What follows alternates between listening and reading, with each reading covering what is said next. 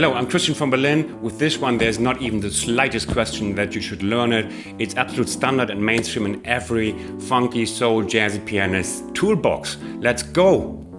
Enjoy. If you're into funky licks and stuff, I recommend you my video on that. Also, great collection of funky licks and lines, including sheet music on MIDI file if you're into that. So we're having two kind of cliches today, important cliches. The chord structure and the groove itself. Let's have a look first at the chord structure. They are two 2-5 combinations. We have the E minor 7, A7 and the D minor G7, and this could well be a groove or a chord progression from Jamiroquai, Incognito, George Benson, Stevie Wonder, whatever. It's so commonplace. And we have a look at the voicings. We start with the E minor 7. The E minor 7 is the two-step chord of the D major 1, and the A7 is the 5. So we have the 2-5 of D. We don't play the D. That's very common. We have the 2-5 of D and then the 2-5 of C, and they both do not resolve into the tonic. That creates flow and is very commonplace in soul and jazzy soul. Let's have a look at the voicings.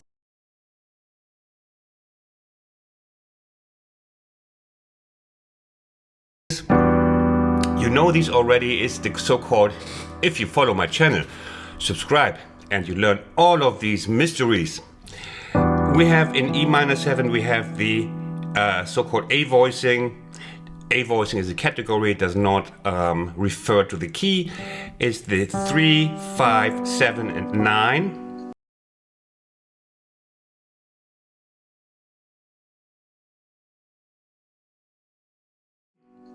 We play the root down here.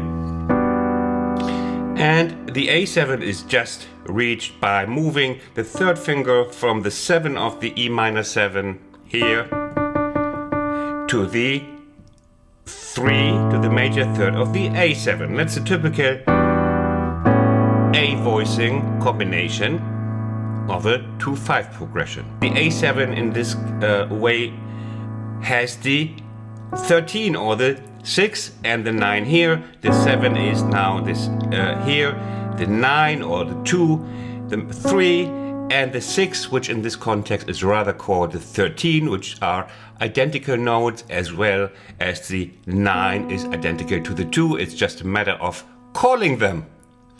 Like your daddy might call you Little Butchie and your mom might call you, I don't know, Little Darling, but it's the same you. Little Darling. Christian, that was not very creative. Okay, so E minor 7, A7. Now we don't resolve, so it has this jazzy chord, you can tell immediately, jazzy, funky, you can play it in Latin too, and then we go immediately to the A voicing type of the D minor 7, G7 is the same structure, it's parallel, and then to D minor 7, G7, it has the same structure, the G7 is coming from here. We have the D minor 7, 3, 5, 7, 9, and then only the third finger moves one half tone step down to become the third of the G7, and we have the 13 on top again. It's both identical. Now, this is the cliche, which is very familiar to your ear, most likely, unless you have something in your ear like a pillow.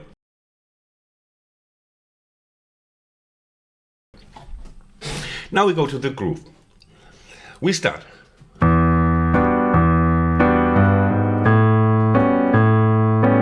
Let's have a count. 1 and 2 and 3 and 4 and 1 and 2 and 3 and again. Well, let me just check if I do it right. 1 and 2 and 3 and 1 and 2 and 3 and 4 and 1 and 2 and 3 and 4 and yeah, Christian was right for a change. 1 and 2 and 3 and 4 and 1 and 2 and 3 and Are you this far with me? 1 and 2 and 3 and 4 and 1 and 2 and 3 and 4 and now we want to connect. I play it one more time for you. 1 and 2 and 3 and 4 and 1 and 2 and 3 and now 4 and 1 and so the 4 and is resolved to is used to approach the next root from below. That just sounds great in many cases. 1 and 2 and 3 and 4 and 1 and 2 and 3 and 4 and now the same on D. 1 and 2 and 3 and 4 and 1 and 2 and 3 and 4 and that's it. Now to connect these, you can put a fourth note on the 4 here to tie these two progressions. 1 and 2 and 3 and 4 and 1 and 2 and 3 and 4 and 1 and 2 and 3 and 4 and 1 and 2 and 3 and 4 and 1 and 2 and 3 and 4 and 1 and 2 and 3 and 4 and 1 and 2 and 3 and 4 and 1 and 2 and 3 and 1 and 2 and 3 and 4 and 1 and 2 and 3 and 4 and 1 and 2 and 3 and 4 and 1 and 2 and 3 and 4 and 1 and 2 and 3 and 4 and okay, now comes a little bit of sugarcoating if you want. I heard it before also in a similar fashion voicings, but we changed the 13 now. Where was this? What was this song?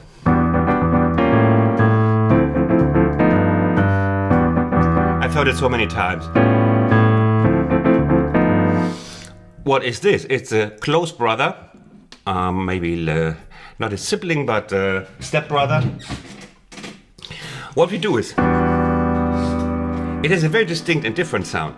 We have the A voicing again on the E minor 7 and observe the 9. Now we go to the A7 like before, but we don't stay here. We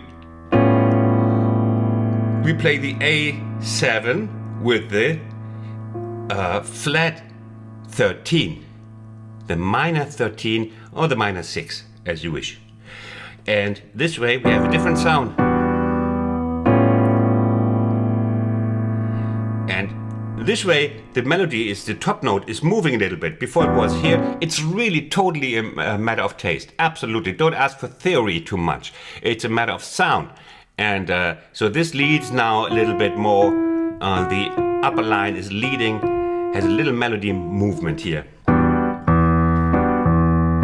Here. And again. Here.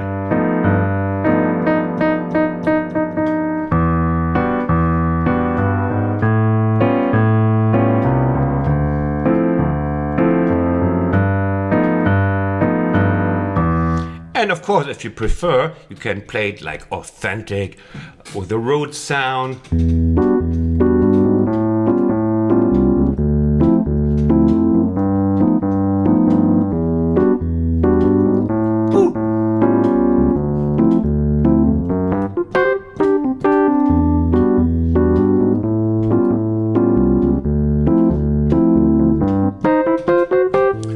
I hope you learned it. Learning is not enough. You got to repeat it, that it becomes tight and grooving and, fluent. Leave me one of your thumbs. That would be just great. Would help my channel a lot. I see you next I see you in my next video. Bye bye from Berlin. Take care. Bye.